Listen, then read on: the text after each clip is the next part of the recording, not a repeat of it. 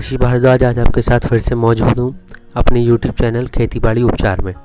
दोस्तों, आज मैं आपको बताऊंगा कि जब तुलसा जी का पौधा सूख जाए तो हमें क्या करना चाहिए और ऐसा क्यों होता है। तो चलिए शुरू करते हैं। दोस्तों, मुझसे बहुत लोग पूछते हैं कि तुलसा जी का पौधा अभी तो सही उग रहा था लेकिन अचानक से वह सूख गया, तो ऐसा क्यों होता है। तो यही मैं आज आपको बताने वाला हूँ कि ऐसा किस लिए होता है और हम इसको कैसे रोक सकते हैं। तो दोस्तों, सबसे पहले तो हम देख लेते हैं कि तुलसा जी का पौधा कैसा दिखता है। दोस्तों, मान लीजिए ये हमारा तुलसा जी का पौधा है। ये कुछ दिनों से सही उग रहा था लेकिन बीते 3-4 दिन से ये हमारा मुरझाने लगा। आपके घर में भी तुलसा जी का पौधा होता है और कुछ में उसमें भी कुछ ऐसा ही होने लगता है। तो ऐसा इसलिए होता है दोस्तों, कभी कभी ऐसा होता है कि हम तुलसा जी के पौधे को ज़्यादा तेज़ धूप में रख देते हैं। दोस्तों, तुलसा जी के पौधे को सिर्फ सुबह की 3-4 घंटे की ही धूप मिलनी चाहिए, जो कि इसके लिए फ़ायदेमंद है। क्योंकि आजकल धूप में रेडिएशन इतना बढ़ गया है कि तुलसा जी के पत्ते उसमें सूखने लगते हैं। तो इसलिए आपको अगर तुलसा जी अपनी सूखने से बचानी है तो सबसे पहला उपाय जो आपको करना है वो तुलसा जी के पौधे को ऐसी जगह रखिए जो सिर्फ उसके दिन के शुरुआत की 3-4 घंटे की धूप उसको मिल पाए, बाकी वो धूप से बचा रहे। तो एक उपाय तो सबसे पहला ये है। और दोस्तों, उसके बाद जो एक उपाय है वो मैं अब आपको बताने वाला हूँ कि आप अपने तुलसा जी के पौधे में गोबर की खाद डालिए। दोस्तों, गोबर की जो खाद होती है वो बहुत ही फ़ायदेमंद होती है। गोबर की खाद को आप कैसे डाल सकते हैं कि कहीं अगर आपको गोबर इकट्ठा हुआ ही पड़ा हुआ है तो आप उस गोबर की खाद को अपने गमले में डालिए और आपको 2 से 3 दिन में ही उसका अच्छा रिजल्ट दिखेगा। तुलसा जी का पौधा एकदम हरा भरा हो जाएगा और उससे आपको बहुत फ़ायदा मिलेगा। और दोस्तों, इसका और उपाय ये है कि हमने कभी देखा होगा कि अचानक से तुलसा जी का पौधा सफ़ेद सफ़ेद जाली से ढक गया और वह सूखने लगा। उसके पत्ते भी सफ़ेद सफ़ेद पड़ने लगे और वो सूखने लगे। अचानक से हमारी तुलसा जी 2-3 दिन में ही मुरझा जाती हैं। तो दोस्तों, उसके लिए एक दवा लगानी पड़ती है। दोस्तों, आपने देखा होगा कि जब तुलसा जी का पौधा हल्का हल्का सफ़ेद पड़ने लगे, उस पर जाले से लगने लगे, तो दोस्तों हमें एक दवाई लगानी पड़ती है। उस दवाई का नाम है TPM। यानी TPM दोस्तों एक दवाई आती है, किसी भी पेस्टिसाइड की दुकान पर आपको मिल जाएगी। दोस्तों, थियोफोनफेनेट मिथाइल 70% WP एक दवाई आती है, ये फंगीसाइड होती है। तो दोस्तों, जब तुलसा जी का पौधा हमारा सफ़ेद पड़ने लगे और वो मुरझाने लगे तब हम इस दवाई का स्प्रे करते हैं। दोस्तों, एक पौधे के लिए आपको कम से कम 5 ग्राम TPM लानी है और उसको बोतल में घोल कर उसका स्प्रे कर देना है।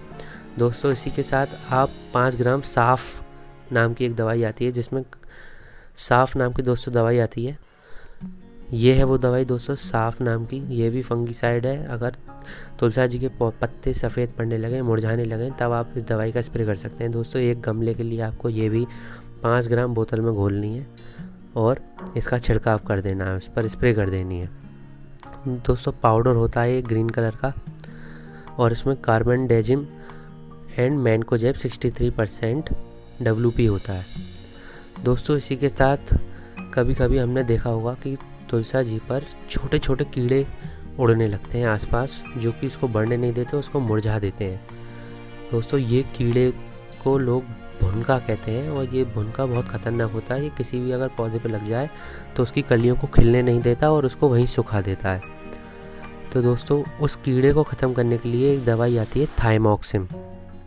दोस्तों, थाइमोक्सिम ये दवाई होती है, थाइमोक्स नाम की दवाई होती है, जिसमें होता है थियामीथोक्सिम 25% WG। दोस्तों, इनके के लिए होता है और इससे आपके पौधे पर भुनका नहीं लगेगा, जो कि खाने का एक मेन कारण होता है। तो दोस्तों, ये भी एक अच्छी दवा है, सेवई जैसी दवाई निकलेगी दोस्तों। अब दोस्तों, कभी कभी क्या होता है कि हमारी तुलसा जी को कोई रोग तो नहीं लगता लेकिन वो फिर भी मुरझाने लगती है।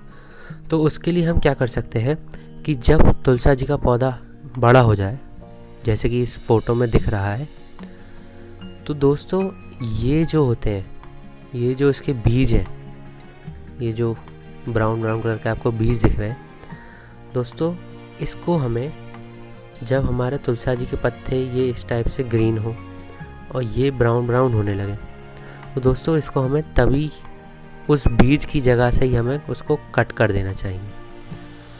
क्योंकि दोस्तों जब ये तुलसा जी की एक लिमिट होती है कि वो इतनी ही बढ़ सकती है। इसके बाद वो अगर बढ़ेगी तो नीचे नीचे ही बढ़ेगी, ऊपर नहीं बढ़ सकती।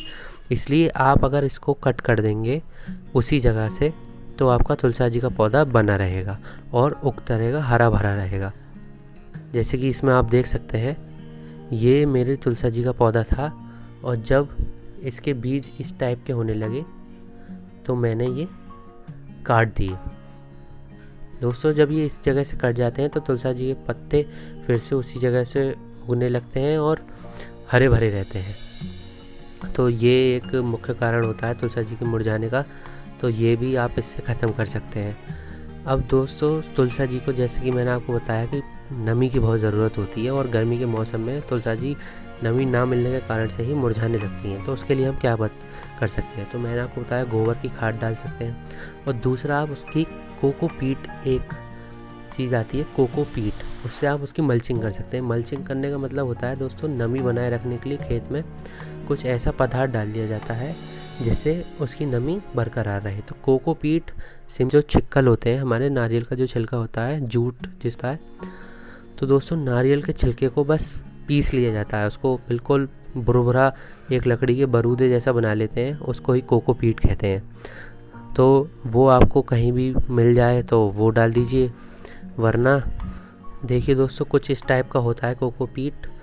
लेकिन अगर आपको ये नहीं मिल पाता तो आप सूखे पत्ते, किसी भी पौधे के सूखे पत्ते को अच्छे से मसल कर आप उसमें डाल सकते हैं अपने गमले में, और फिर आप उस पर पानी लगाएंगे तो पानी की नमी बहुत देर तक बनी रहेगी। तो इसी के साथ चलते हैं दोस्तों, मेरे चैनल को सब्सक्राइब कर दें, कमेंट बॉक्स में अपनी दिक्कत को लिखें ताकि जिससे मैं उस पर वीडियो बना सकूं, और चैनल को लाइक करें, बेल आइकन दबा दें जिससे कि आपको मेरे आने वाली वीडियो की नोटिफिकेशन सबसे पहले मिल जाए। ठीक है दोस्तों, जय किसान, जय जवान, जय किसान।